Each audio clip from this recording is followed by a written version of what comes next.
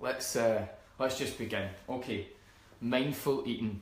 Now, some of you tuned in for the last session we done on mindfulness, and before we begin any practice, any mindful practice, it's always worthwhile to remind ourselves of the definition of mindfulness.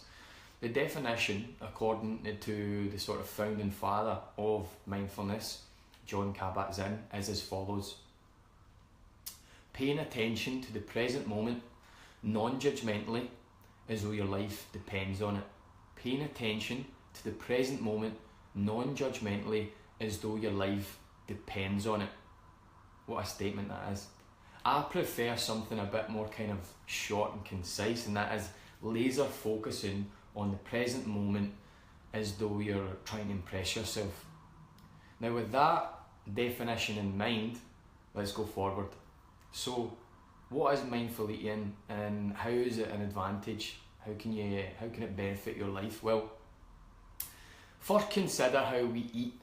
You might actually not be fully aware of how you eat or you're eating your particular individual eating habits until you actually raise your awareness, sit down, ground yourself and fully immerse yourself in those habits, in that ritual of sit down and how you consume your food. And when you do that, it's actually really surprising. In fact, it's really frightening how you go about eating your food, because food is a blessing, and more often than not we don't see it as a blessing. We just gobble that food down, and before you know it, we've had a large plate of food and we've not really embraced it, we've not really fully felt it and enjoyed it.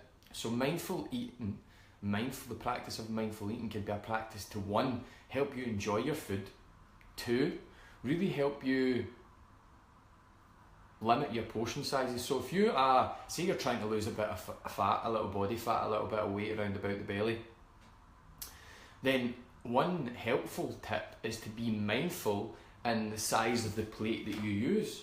So if you sit, you know for a fact, if you're having, say for example, a Chinese takeaway, and it's a Saturday night, it's your cheat meal, pizza, whatever it is for you, everyone's different, everyone has different eating habits and rituals, but say you're eating a takeaway and you have a massive plate and you just fill that plate, you will do your damnedest to consume that and full entire plate.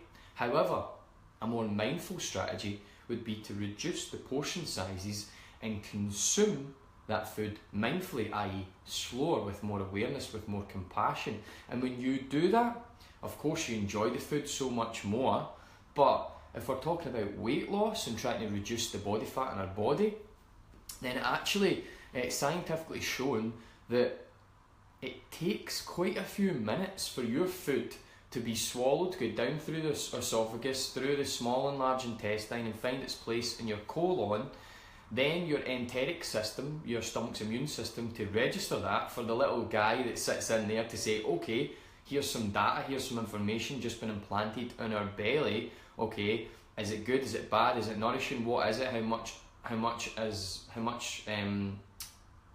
of it is there? And then it has to send signals up through your vagus nerve and into your brain and modulate that to tell your brain, okay, you've eaten enough, you're full. That takes a few minutes. That can take up to 10-15 minutes. Now you can just gobble your food down, or you can eat it slowly, reduce the size, be more mindful of your portion sizes, and you can do what the Japanese do also. The Japanese, there's a place in Japan, I can't remember the name of the island, but they're known as having the greatest abundance, the greatest number of centenarians, people who live to 100 and over. And there's a documentary called I think it's the Blue Zone, and there's a number of blue zones in this earth, and one of them is in an island in Japan. And when this gentleman who was hosting the documentary visited this place in Japan and asked the residents who were, they were living beyond 100, and they weren't just living beyond 100 in age, they were very, very healthy with it, so they didn't have any disease and disorder. And one of the responses that they gave to how they lived a healthy, long, living and prosperous life was that they recited this tool of the mind, this mantra, before they consumed their food. So they would sit down, ground themselves, breathe, They would generally be in a group, but there'd be no distractions like television as we normally do, phones, devices around. So they'd sit down, they'd maybe say something in religious terminology, or they'd give gratitude and thanks, which is very important. And then they recite the Japanese term, Hare Hachi Bu, which literally in English translates as 80% full, or 8 parts of 10 full.